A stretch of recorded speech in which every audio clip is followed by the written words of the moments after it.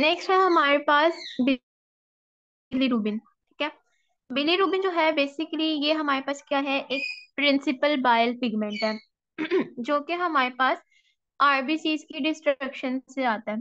Basically होता ये है, ये हमारे पास आरबीसीज का हमें पता है नॉर्मल लाइफ स्पैन जो होता है वो होता है 120 डेज का। ठीक है। जब 120 डेज उसके पूरे हो जाते हैं तो उसके बाद वो रेटिकुलर एंडोथेलियल में उसकी आरबीसीज की क्या हो जाती है, ब्रेक डाउन हो जाती है, डिस्ट्रक्शन हो जाती है। तो जब हमारे पास आरबीसीज की डिस्ट्रक्शन होती है, आरबीसीज के अंदर मौजूद होती है हीमोग्लोबिन। हीमोग्लोबिन जब आरबीसीज की डिस्ट्रक्शन होती है तो हीमोग्लोबिन निकलती है। हीमोग्लोबिन, हीम ग्लोबिन, ठीक है। दो कंपोनेंट्स है, हीम और ग्लोबिन। ग्लोबिन जो है ये हमारे पास क्या है, प्रोटीन चेन्स होती हैं। तो हमारे पास वो क्या करती है, प्रोटीन वो अपने जो रिस्पेक्टिव अमाइनो एसिड्स हैं उनमें डिग्रेड कर जाती है, और वो अमाइनो एसिड जो है वो रीयूज हो जाते हैं बॉडी में। ठीक है। इसके अलावा है वो हमारे पास दो चीजों से मिलकर बन रही होती है, पोर्फायरिन रिंग, और उसमें हमारे पास आयरन मौजूद होती है। ठीक है।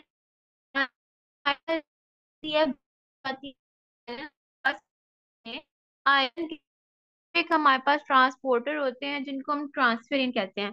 आयरन जब हमारे पास ब्लड में आती है तो ट्रांसफेरिन जो है वो आयरन को बाइंड करती है और इसको ले जाती है लिवर या बोन मैरो के पास। वहां पे जाके आयरन स्टोर हो जाती है फॉर फर्दर रीयूज। पीछे हमारे पास बच गया पोरफायरिन। पोरफायरिन हमारे पास क्या करता है, पोरफायरिन रिंग जो है उसके ऊपर एंजाइम एक्ट करता है, हीम ऑक्सीजनेज एंजाइम।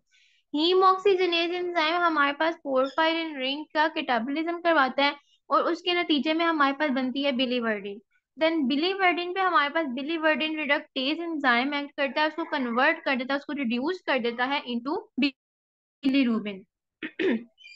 अच्छा, अब जो हमारे पास ये बिलीरुबिन बन रही है ना, ये बिलीरुबिन क्या है, सिंगल है, इसके साथ कोई भी चीज अटैच नहीं है। ठीक है।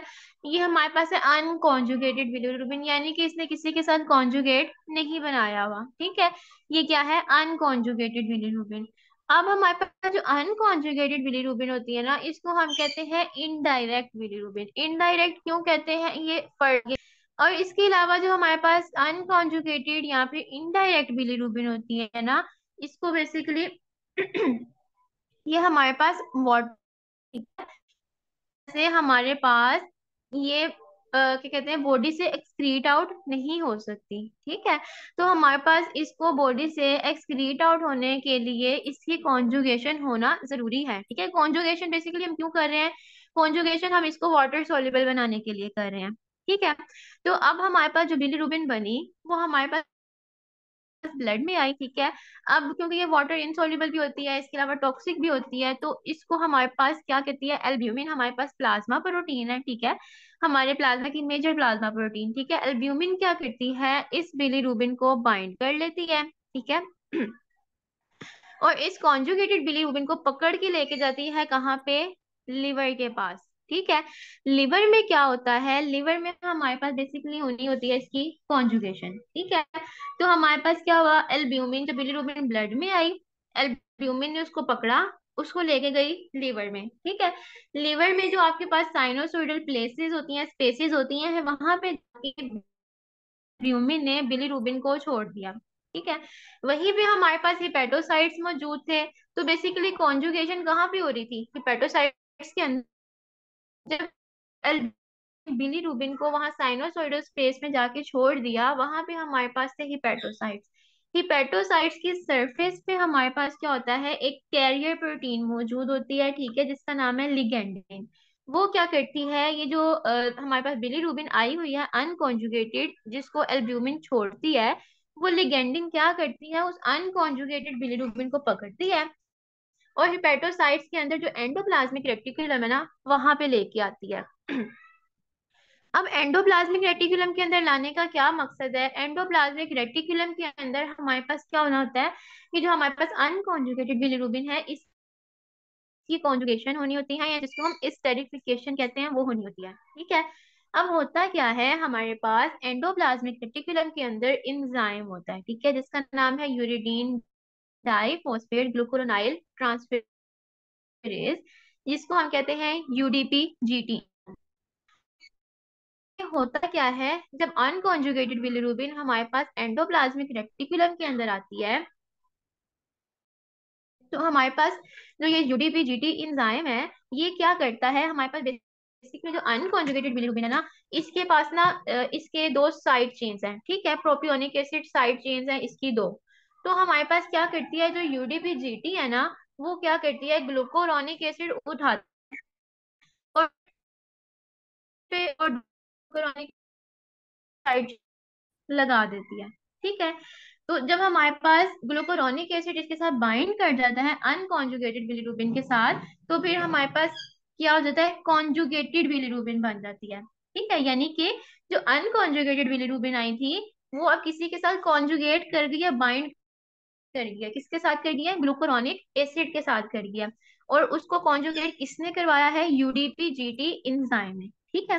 तो जब हमारे पास अनकॉन्जुगेटेड बिलिरुबिन दो ग्लूकोरोनिक एसिड मॉलिक्यूल के साथ कॉन्जुगेट करती है, तो नतीजे में हमारे पास जो मॉलिक्यूल बनता है वो होता है हमारे पास बिलिरुबिन डाई ग्लूकोरोनाइड, जिसको हम नॉर्मली क्या कह रहे हैं, कॉन्जुगेटेड बिलिरुबिन, ठीक है।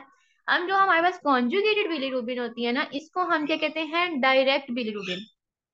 जैसे पीछे मैंने बताया कि अनकॉन्जुगेटेड बिलिरुबिन को हम इनडायरेक्ट बिलिरुबिन कह रहे होते हैं, और कॉन्जुगेटेड बिलिरुबिन हम क्या कह रहे होते हैं, डायरेक्ट बिलीरुबिन। डायरेक्ट और इनडायरेक्ट क्यों कहते हैं, जब आगे हम पढ़ेंगे तो आपको क्लियर हो जाएगा। तो बेसिकली हमारे पास ये जो अब सॉरी कॉन्जुगेटेड बिलीरुबिन बन गई है ना, पहले हमारे पास क्या थी, जो अनकॉन्जुगेटेड थी तो वाटर इनसॉल्युबल थी, ठीक है, और वो हमारे पास बॉडी से एक्सक्रीट आउट नहीं हो सकती थी। तो उसको कॉन्जुगेट करने के लिए, बॉडी से एक्सक्रीट कराने के लिए, उसको वाटर सॉल्युबल बनाने के लिए हम कहाँ पे लेके आए थे, लिवर में। अब वो लिवर में आ गई, एंडोप्लाज्मिक रेटिकुलम के पास आई, उसने क्या किया, उसको कॉन्जुगेट कर दिया, अब वो हमारे पास क्या हो गई है, वाटर सॉल्युबल हो गई है। यानी कि अब वो हमारे पास एक्सक्रीट आउट हो सकती है, ठीक है। तो अब हमारे पास क्या होगा, ये जो कॉन्जुगेटेड बिलीरुबिन है, ये वाटर सॉल्युबल है, ठीक है। तो ये हमारे पास हिपेटोसाइट से निकलेगी, और हिपेटोसाइट से निकल के जो वहां पे साइड पे बाइल की नालिकुलिस होती हैं, वहां पे एंटर हो जाएगी, ठीक है। अब हमारे पास क्या होता है, आपको पता है कि आपके जो लंग्स हैं, ठीक है, सॉरी लंग्स कह रही हूँ, लिवर है। लिवर में हमारे पास उसके जो फंक्शनल यूनिट्स होते हैं वो क्या हैं, लोब्यूल्स, ठीक है। लोब्यूल्स आपके पास क्या होते हैं, उसमें वो सिक्स कॉर्नर स्ट्रक्चर होता है, सेंटर में एक सेंट्रल वेन होती है, और हर कॉर्नर पे एक वहां से पास होता है, ठीक है।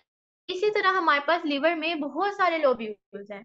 तो इसी तरह हमारे पास जितने भी अनकॉन्जुगेटेड बिलीरुबिन आ रही है, वो कॉन्जुगेशन के बाद हमारे पास कहाँ पे जा रही है, जो बाइल डक्ट्स है उनमें जा रही है। तो सारे लोब्यूल्स की जो बाइल डक्ट्स होंगी, वो जब आपस में कंबाइन करेंगी, तो वो हमारे पास क्या बना देंगी, हिपेटिक डक्ट्स बना देंगी। अब हिपेटिक आपको पता है हमारे पास लिवर के दो लोब होते हैं, एक राइट लोब होता है, एक लेफ्ट लोब होता है। अब एक जो तो हमारे पास क्या कहते हैं, हिपेटिक डक्ट है, ठीक है, वो हमारे पास राइट लोब से निकल रही है, और एक हिपेटिक डक्ट लेफ्ट लोब से निकल रही है, ठीक है। यानी कि राइट हिपेटिक डक्ट और लेफ्ट हिपेटिक डक्ट, उनके अंदर क्या है हमारे पास, कॉन्जुगेटेड बिलीरुबिन। अब right hepatic duct left hepatic duct दोनों आपस में जब मिलती हैं, तो मिलके बना देती है हमारे पास कॉमन हिपेटिक डक्ट, ठीक है।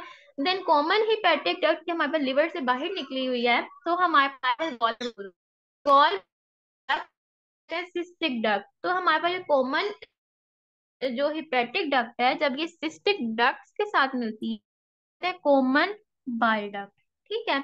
कॉमन बाइल डक्ट देन आगे हमारे पास कहाँ पे जाती है, इंटेस्टाइन्स के पास। इंटेस्टाइन में जाने से पहले ये हमारे पास क्या करती है, जो पेंक्रियास से डक्ट आती है उसके साथ मिलती है, और हमारे पास ड्यूडिनम में एंटर हो जाती है, ठीक है। ड्यूडिनम क्या है, हमारी इंटेस्टाइन का फर्स्ट पार्ट, ठीक है। तो हमारे पास common bile duct with pancreatic duct enter हो जाती है into the duodenum at duodenal papilla, ठीक है। अब हमारे पास क्या होगी कि जो कॉन्जुगेटेड बिलीरुबिन थी, वो इस तरह होते होते होते होते हमारे पास कहाँ पे आ गई, इंटेस्टाइन में। अब इंटेस्टाइन में जब वो आ गई, तो इंटेस्टाइन में हमारे पास क्या होते हैं, इंटेस्टाइनल बैक्टीरियाज होते हैं। स्पेशली जो आपका लोअर पार्ट है इंटेस्टाइनल पोर्शन का, या लोअर इंटेस्टाइनल जो ट्रैक है वहां पे, ठीक है, lower portion of intestinal tract में आपके पास इंटेस्टाइनल बैक्टीरिया मौजूद होते हैं। वो क्या करते हैं, वो बेसिकली जो अब आपके पास ये कॉन्जुगेटेड बिलीरुबिन आई है ना, वो बैक्टीरिया क्या करेंगे, इस कॉन्जुगेटेड बिलीरुबिन को कन्वर्ट कर देंगे इनटू मीजो बिलीरुबिन। ठीक है। देन जो मीजो बिलीरुबिन बनती है, मीजो बिलीरुबिन या रिड्यूस हो जाती है इनटू मीजो बिलीरुबिनोजिन। ठीक है। देन आगे जो मीजो बिलीरुबिनोजिन बन रही है, हमारे पास जो यूरोबाइलिनोजिन बन रहा है, ये जो यूरोबाइलिनोजिन है ये हमारे पास एक कलरलेस कंपाउंड होता है। ठीक है। अब आपके पास जो टोटल यूरोबाइलिनोजिन बन रही है किससे, कॉन्जुगेटेड बिलीरुबिन जो आ रही थी इंटेस्टाइन में, उससे हमारे पास क्या हुई, जो यूरोबाइलिनोजिन बन रही है, ठीक है, वो बेसिकली क्या है, कलरलेस कंपाउंड है। अब जितनी भी यूरोबाइलिनोजिन बन रही है ना, उसमें से क्या होता है, 80%। ठीक है, इसके दो पार्ट्स कर लें, एक 80% और एक 20%। जो 80% ऑफ यूरोबाइलिनोजिन है ना, ठीक है, वो क्या होता है, ऑक्सीडाइज कर जाती है इनटू यूरोबिलिन। ठीक है, यूरोबिलिन कह लें या जिसको हम स्टर्कोबिलिन भी कहते हैं। ठीक है, उसमें ऑक्सीडाइज कर जाती है, उसका कलर हम वो फिर हमारे पास क्या कलर देती है, ऑरेंज कलर देती है। यूरोबाइलिनोजिन हमारे पास क्या थी, कलरलेस कंपाउंड था, लेकिन जब वो ऑक्सीडाइज करके यूरोबाइलिन या स्टर्कोबाइलिन में चेंज हुई तो वो हमारे पास क्या हो गया, ऑरेंज कलर कंपाउंड बन गया। वो हमारे पास एक्सक्रीट आउट हो जाता है इनटू द फीसिस। ठीक है, फीसिस में एक्सक्रीट आउट हो जाता है, और यही हमारे पास जो होता है, यही हमारे पास फीसिस को ब्राउनिश कलर दे रहा होता है। ठीक है, ये तो हो गई जो 80% यूरोबाइलिनोजिन थी, वो ऐसे रिलीज होगी फीसिस के थ्रू। देन जो रिमेनिंग 20% थी ना, उसके भी आप टू पार्ट्स कर लें। ठीक है, उस 20% में से जो मेजोरिटी थी ना यूरोबाइलिनोजिन की, हेपेटिक सर्कुलेशन है ना, वहां पे क्या हो जाती है, रीएब्जॉर्ब हो जाती है। ठीक है, वहां पे जब एब्जॉर्ब होती है, वो एब्जॉर्ब होकर दोबारा हमारे पास रिसाइकल होती है लिवर में जाके, लिवर में जाती है, लिवर में रिसाइकल होती है और दोबारा री एक्सक्रीट होती है। ठीक है, यानी कि ये जो हमारे पास 80% जो यूरोबाइलिनोजिन थी, वो आपके पास फीसिस में आ गई। ठीक है, जो रिमेनिंग 20% थी, उसमें से जो मेजोरिटी थी ना, मेजोरिटी आपके पास एक्स्ट्रा हिपेटिक सर्कुलेशन में आ गई। एक्स्ट्रा हिपेटिक सर्कुलेशन में आने के बाद उसने क्या किया, वो हमारे पास लिवर में चली गई, लिवर में जाके दोबारा साइकिल हुई और दोबारा से एक्सक्रीट हुई। ठीक है, लेकिन हमारे पास जो थोड़ी सी बच जाती है ना 20% में से, वो क्या होती है, वो हमारे पास सिस्टेमिक सर्कुलेशन में चली जाती है। ठीक है, सिस्टेमिक सर्कुलेशन में जाती है, तो सिस्टेमिक सर्कुलेशन से होती होती वो हमारे पास कहाँ पे जाती है, किडनीज के पास। किडनीज में जाके किडनीज उसको फिल्टर करती हैं और फिर वो हमारे पास यूरिन में। तो ये था आपके पास एक ओवरऑल बिलीरुबिन का मेटाबॉलिज्म, कि किस तरह बिलीरुबिन बनती है और किस तरह वो बॉडी से एक्ट आउट होती है। ठीक है, देन नेक्स्ट कुछ कंडीशंस हैं, ठीक है, जिनमें हमारे पास बिलीरुबिन का लेवल, मतलब डिफरेंट उसकी टाइप्स हैं। हमने देखा कि हमारे पास कॉन्जुगेटेड बिलीरुबिन थी, हमारे पास अनकॉन्जुगेटेड बिलीरुबिन थी। ठीक है, कॉन्जुगेटेड बिलीरुबिन हम किसको कह रहे थे, या अनकॉन्जुगेटेड बिलीरुबिन हम किसको कह रहे थे, वो अभी हमने साइकिल में देखा, जो हमारे पाथवे था उसमें देखा अच्छे तरीके से, कि हमारे पास लिवर में कॉन्जुगेशन से पहले जो हमारे पास बिलीरुबिन थी, वो थी अनकॉन्जुगेटेड। ठीक है, और वो किसके साथ बाइंड होके आई थी, एल्ब्यूमिन के साथ।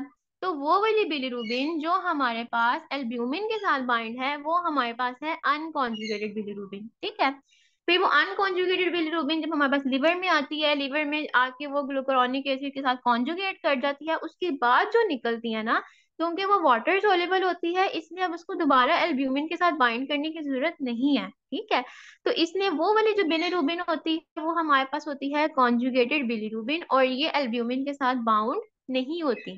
ठीक है, देन कॉन्जुगेटेड बिलीरुबिन और अनकॉन्जुगेटेड बिलीरुबिन, इन दोनों को कंबाइनली हम क्या कहते हैं, टोटल बिलीरुबिन। ठीक है, तो अब हमारे पास जॉन्डस की टर्म आती है, आप पैथोलॉजी में कह लें तो। जॉन्डस बेसिकली क्या होता है, जॉन्डस में हमारे पास डिजीज कंडीशन ही समझ लें, इसमें हमारे पास क्या होता है कि जो हमारे पास बिलीरुबिन है ना, उसकी रिटेंशन होती है बॉडी में। ठीक है। जॉन्डस भी कहते हैं, या इसके लिए हम टर्म इक्टेरिस भी यूज करते हैं। इक्टेरिस की टर्म यूजुअली लैब्स में यूज करते हैं, जो सीरम और प्लाज्मा बिलीरुबिन की ज्यादा कंसंट्रेशन की वजह से येलो कलरेशन दे रहा होता है ना, उसके लिए मोस्ट प्रोबेबली हम इक्टेरिस की टर्म यूज कर रहे होते हैं। तो जॉन्डस या फिर इक्टेरिस हमारे पास क्या होता है, इसमें बेसिकली हमारे पास वो डिजीज कंडीशन है जिसमें हमारे पास बिलीरुबिन की कंसंट्रेशन जो है, या बिलीरुबिन जो है वो बॉडी में रिटेंशन स्टार्ट हो जाती है, बॉडी में एक्यूमुलेट होना शुरू हो जाती है। ठीक है। अब बॉडी में जब एक्यूमुलेट होना शुरू हो जाती है तो उसके नतीजे में हमारे पास क्या होता है, जो हमारी बॉडी की सर्फेस हैं उनकी डिस्कलरेशन होना शुरू हो जाती है, वो येलो कलर में चेंज होना शुरू हो जाते हैं। यानी कि स्किन है, आईज का स्क्लेरा, म्यूकस मेम्ब्रेन जो है, ये सारी किस्में हो जाती हैं येलो डिस्कलर शुरू हो जाती है इनकी। नॉर्मली हमारे पास जो बिलीरुबिन होती है ना, वो क्या हो रही होती है, बॉडी से एक्सक्रीट आउट हो रही होती है। ठीक है।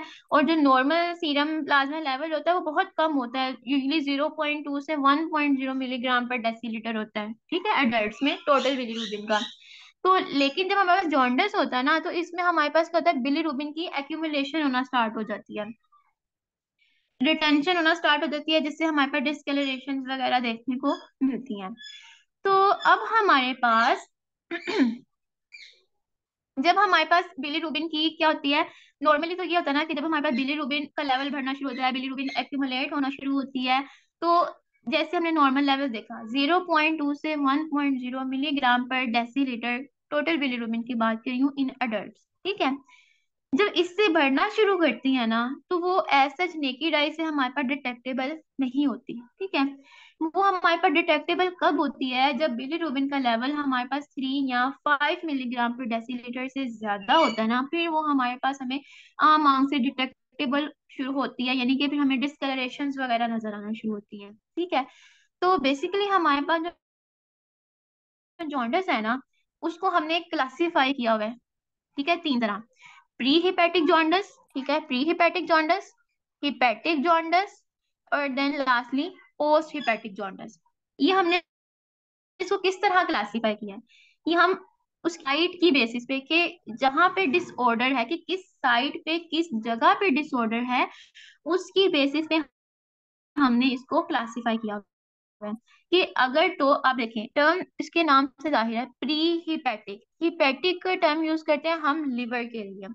अगर तो कोई डिसऑर्डर आ रहा है प्री हिपेटिक, यानी कि हिपेटिक से पहले, यानी कि लिवर से पहले पहले कोई पोर्शन है, यानी कि जितना भी ब्लड वगैरह हमारे पास जो भी चीज लिवर के पास आ रही थी, अगर लिवर में आने से पहले कोई प्रॉब्लम आ रही है, तो उसको हम कहते हैं उसकी वजह से बिलीरुबिन की एक्यूमुलेशन हो रही है, तो ये हमारे पास है प्री हिपेटिक कंडीशन, या प्री हिपेटिक जॉन्डिस कहते हैं। ठीक है। या अगर हमारे पास क्या हो रहा है, देन हमारे पास है हिपेटिक। हिपेटिक में क्या है, हिपेटिक में हमारे पास जो मसला आ रहा है ना, वो आपके पास लिवर में ही आ रहा है, यानी कि लिवर का कोई इंट्रिंसिक डिफेक्ट है, मसला लिवर में है, जिसकी वजह से आपके पास बिलीरुबिन जो है, या तो वो कॉन्जुगेट नहीं हो रही, या अगर कॉन्जुगेट हो रही है देन वो बाइल में रिलीज नहीं हो पा रही। तो कोई भी कंडीशन हो सकती है, लेकिन मसला कहाँ पे है, लिवर के अपने अंदर है।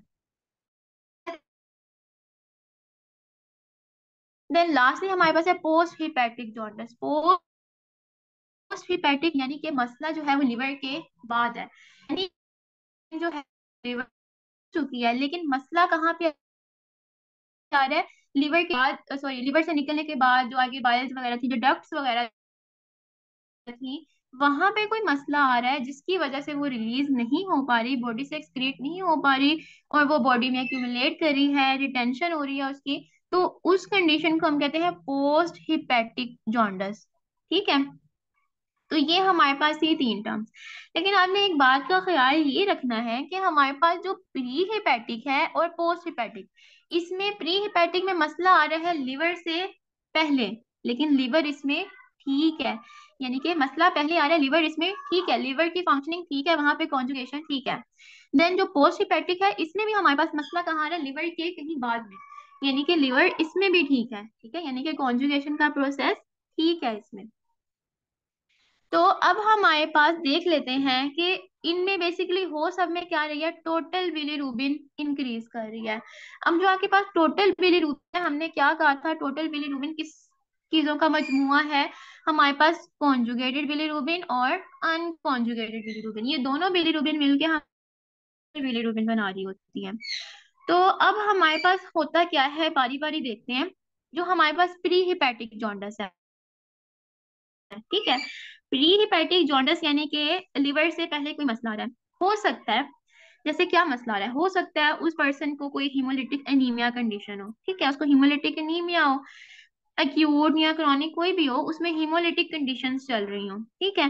हीमोलिटिक कंडीशंस में क्या होगा, आरबीसीज की डिस्ट्रक्शन होगी, ज्यादा से ज्यादा डिस्ट्रक्शन हो रही होगी, यानी कि अभी आरबीसीज का लाइफ स्पैन पूरा भी नहीं हुआ होगा, और उससे मतलब उनके लाइफ स्पैन से पहले ही उनकी यानी कि प्री मेच्योर डिस्ट्रक्शन हो रही होगी।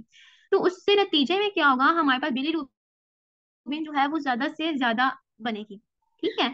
ये आरबीसी की डिस्ट्रक्शन से बन रही है और ये अभी लिवर से पहले है। तो ये कौन सी बिलीरुबिन हुई, अनकॉन्जुगेटेड बिलीरुबिन, ठीक है। तो जब आरबीसी की डिस्ट्रक्शन हुई तो अनकॉन्जुगेटेड बिलीरुबिन ज्यादा से ज्यादा बन रही है, ठीक है। अब वो ज्यादा से ज्यादा जो बन रही है वो आगे लिवर के पास जा रही है, लिवर आगे अपनी पूरी कोशिश कर रहा है कि जो पीछे से इतनी ज्यादा अनकॉन्जुगेट करने की, ठीक है।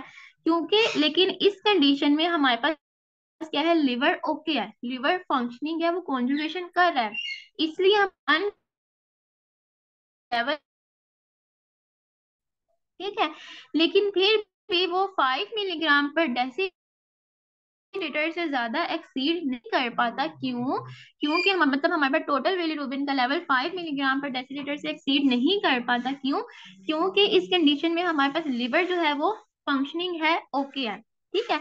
लेकिन इसमें हेमोलिसिस बहुत ज्यादा हो रही है, इसलिए हमारे पास जो अनकॉन्जुगेटेड बिलीरुबिन है वो बहुत ज्यादा बन रही है। और अनकॉन्जुगेटेड बिलीरुबिन हमें पता है हमारे पास क्या होती है, वाटर इनसॉल्युबल होती है, वाटर में सॉल्युबल नहीं होती और वो बॉडी से एक्सक्रीट आउट नहीं हो सकती, इसीलिए हमें यूरिन में अनकॉन्जुगेटेड बिलीरुबिन नहीं मिल सकती, ठीक है।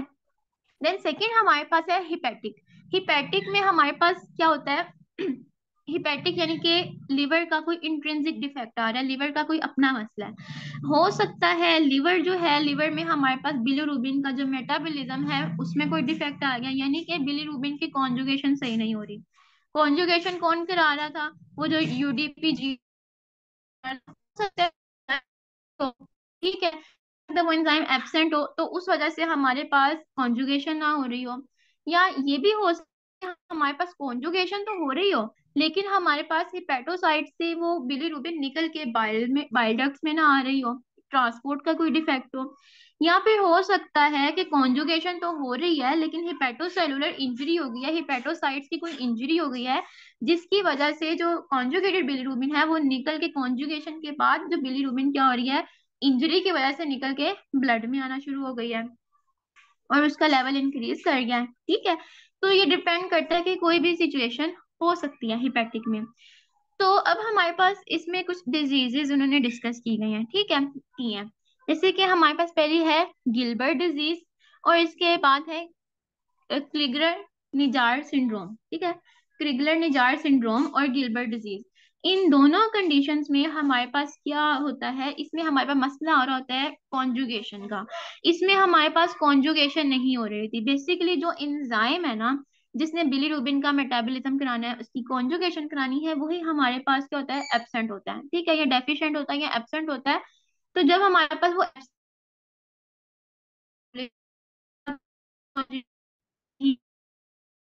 अब ये कॉन्जुगेशन, तो आप खुद ही सोचिए हमारे पास तो कौन सी बिलीरुबिन ज्यादा होगी, अनकॉन्जुगेटेड बिलीरुबिन। तो इसलिए इन कंडीशंस में हमारे पास अनकॉन्जुगेटेड बिलीरुबिन ज्यादा होती है, जिसके नतीजे में टोटल बिलीरुबिन ज्यादा शो होती है, ठीक है। देन नेक्स्ट जो कंडीशंस है आपके पास ड्यूबिन जॉनसन सिंड्रोम और रोटर सिंड्रोम, ठीक है। इन दो कंडीशंस में क्या होता है, इनमें हमारे पास बेसिकली कॉन्जुगेशन हो रही होती है, एंजाइम ओके है, कॉन्जुगेशन ओके है, कॉन्जुगेशन हो रही है, लेकिन कॉन्जुगेशन होने के बाद हिपेटोसाइट से जब उस बिलीरुबिन ने निकल के बाइल डक्ट में आना है, वहां पे मसला हो रहा है, ठीक है, वहां पे कोई डिफेक्ट है, जिसकी वजह से हमारे पास जो बिलीरुबिन कॉन्जुगेशन के बाद हिपेटोसाइट से निकल के बाइल डक्ट्स में नहीं आ पा रही, ठीक है। तो इस कंडीशन में क्या होगा, इस कंडीशन में क्योंकि हमारे पास कॉन्जुगेशन तो ठीक है लेकिन वो आगे बाइल में रिलीज नहीं हो पा रही, तो हमारे पास क्या होगा, इसमें हमारे पास कॉन्जुगेटेड बिलीरुबिन ज्यादा होगी, जिसके नतीजे में हमें टोटल बिलीरुबिन ज्यादा शो होगी। जॉन्डस ऑफ न्यूबॉर्न, ठीक है। जॉन्डस ऑफ न्यूबॉर्न जो है ना, ये बेसिकली आप समझ लें फिजियोलॉजिक कंडीशन भी होती है, पैथोलॉजिक भी हो सकती है। नॉर्मली हमारे पास क्या हो रहा होता है कि जो न्यू बोर्न्स होते हैं, ठीक है, जब तक उनकी बर्थ नहीं होती, तो वो क्या होता है कि मदर के अंदर जो यूडीपीजीटी इंजाइम है, वो ही उस फीटस की या उस बेबी की क्या कर रहा होता है, जो अनकॉन्जुगेटेड बिलीरुबिन है उसकी कॉन्जुगेशन करवा रहा होता है। जब बर्थ हो जाती है तो एकदम से क्या होता है, अब मदर की बिली मतलब मदर की यूडीपीजीटी तो नहीं है, तो इसलिए, और इसके अलावा हमारे पास बेबी का जो लिवर है वो भी एज सच मिच्योर नहीं होता कि वो कॉन्जुगेशन करा सके। तो इस कंडीशन में हमारे पास क्या होता है, क्योंकि कॉन्जुगेशन सही तरह नहीं हो पा रही होती, तो बेबी में क्या होता है कि अनकॉन्जुगेटेड बिलीरुबिन जो होती है उसका लेवल ज्यादा हो जाता है, ठीक है। जब अनकॉन्जुगेटेड बिलीरुबिन लेवल ज्यादा हो जाता है, तो ये जो है ना, ये बेसिकली हमारे पास आप कह लें फिजियोलॉजिकल जॉन्डिस भी होता है, क्योंकि ये न्यू बॉर्न्स में हो जाता होता है।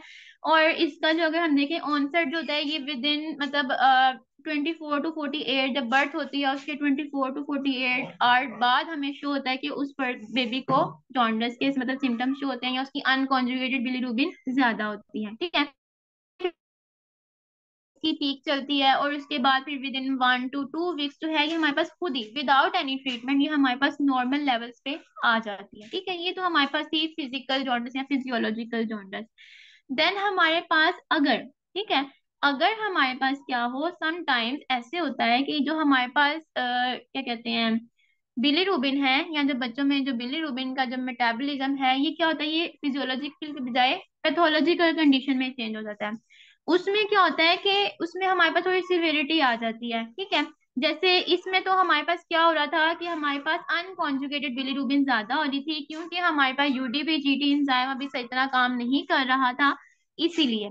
लेकिन हमारे पास जो पैथोलॉजिक होता है ना, उसमें हमारे पास क्या होता है, एक तो वो विद इन 24 मतलब अभी बर्थ हुई है, और विद इन 24 आवर्स ही हमारे पास बिलीरुबिन जो है वो रेस करना शुरू हो गई है, और ये हमारे पास 3 वीक्स के बियॉन्ड चलती है, ठीक है। मतलब फिजियोलॉजिकल में तो हमने देखा ना कि वो 1 to 2 वीक्स में नॉर्मलाइज हो जाती है खुद ही।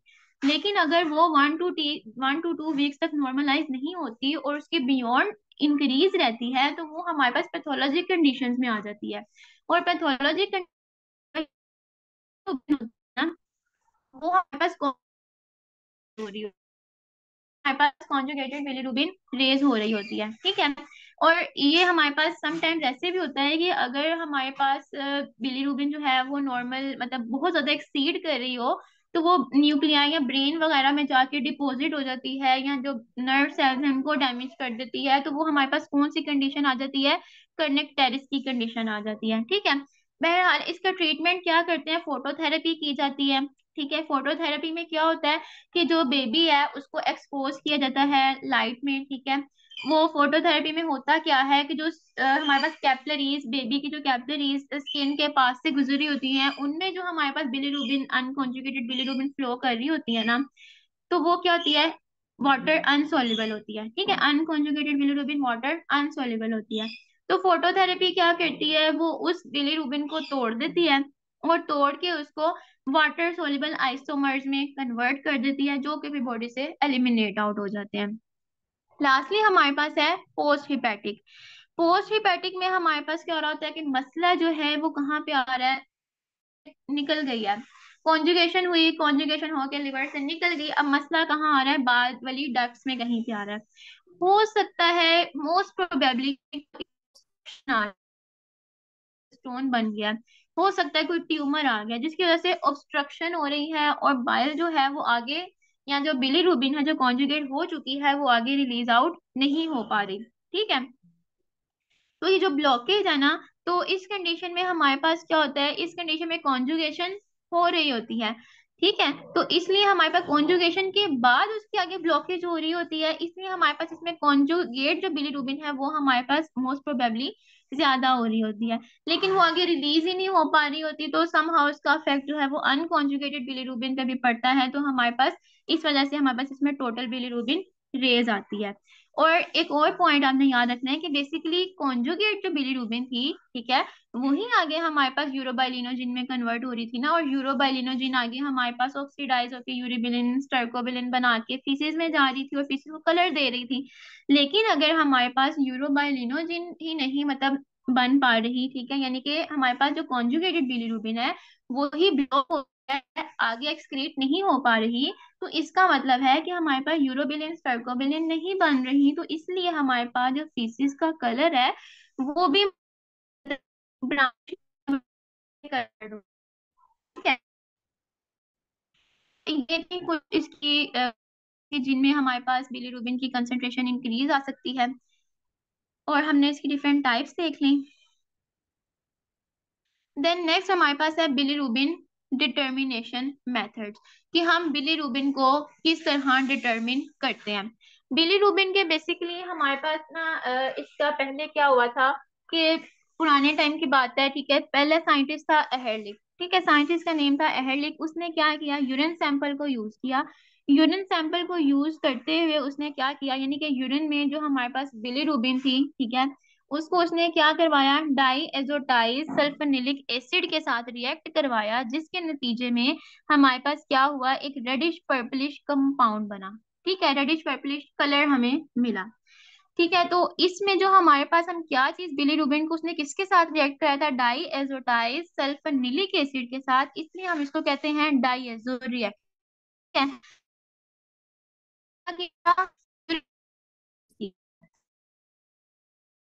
ख्याल रखना है, अगर हम सोचें तो बेसिकली कॉन्जुगेटेड बिलीरुबिन आ सकती है ना, क्योंकि अनकॉन्जुगेटेड बिलीरुबिन तो वाटर इनसॉल्युबल है, ठीक है, और वो हमारे पास एक्सक्रीट आउट नहीं हो सकती। ठीक है, तो इससे हमारे पास यूरिन में आती है वो हमारे पास होती है कॉन्जुगेटेड बिलीरुबिन। तो अब हमारे पास इसने जब एहरलिक ने टेस्ट परफॉर्म किया तो इसने बिलीरुबिन को मतलब जो यूरिन का सैंपल था उसको रिएक्ट कराया डाईएजोटाइज सल्फोनिलिक एसिड के साथ। ठीक है, क्योंकि इसने डाईएजोटाइज सल्फोनिलिक एसिड यूज किया इसीलिए इसकी बेस पे इस रिएक्शन का नाम पड़ गया डाईएजो रिएक्शन।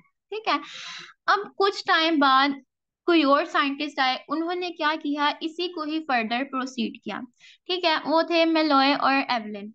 उन्होंने क्या किया, उन्होंने अब पहले एहरलिक ने यूज किया यूरिन सैंपल, अब जब मेलॉय और एविलिन आए उन्होंने क्या करना चाहा, सीरम सैंपल को यूज करना चाहा।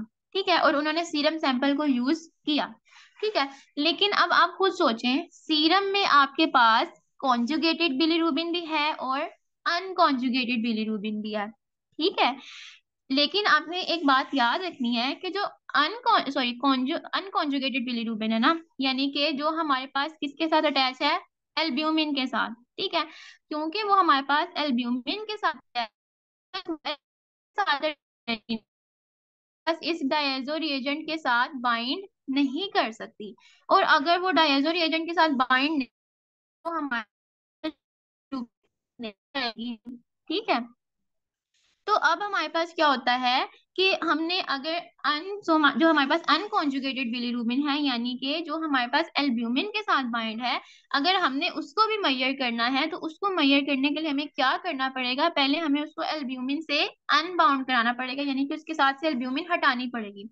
तो इसके लिए इन्होंने एक एडिशनल रिएजेंट यूज किया, एक्सेलरेटर। ठीक है, एक्सेलरेटर क्या था, 50% मेथानोल, जिसने क्या कराना था, पहले जो अनकॉन्जुगेटेड बिलीरुबिन है उसके साथ से एल्ब्यूमिन को हटाना था, ताकि वो एल्ब्यूमिन भी डायजो रिएजेंट के साथ रिएक्ट कर सके और हमारे पास कलर कंपाउंड दे सके जिसको हम मेजर कर सकें।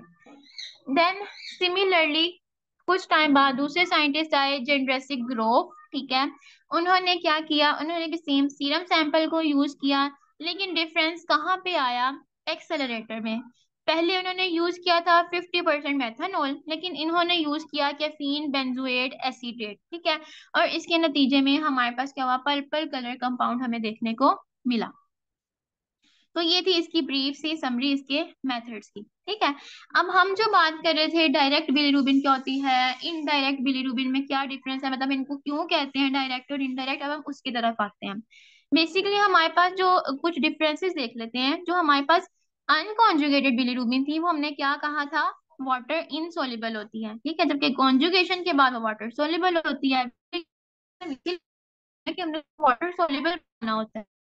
इस कंजुगेटेड होती है क्योंकि वो हमारे पास वाटर इनसोल्युबल होती है और टॉक्सिक होती है, इसलिए हमारे पास उसको क्या किया जाता है, एल्ब्यूमिन से बाउंड करके रखा जाता है ब्लड में।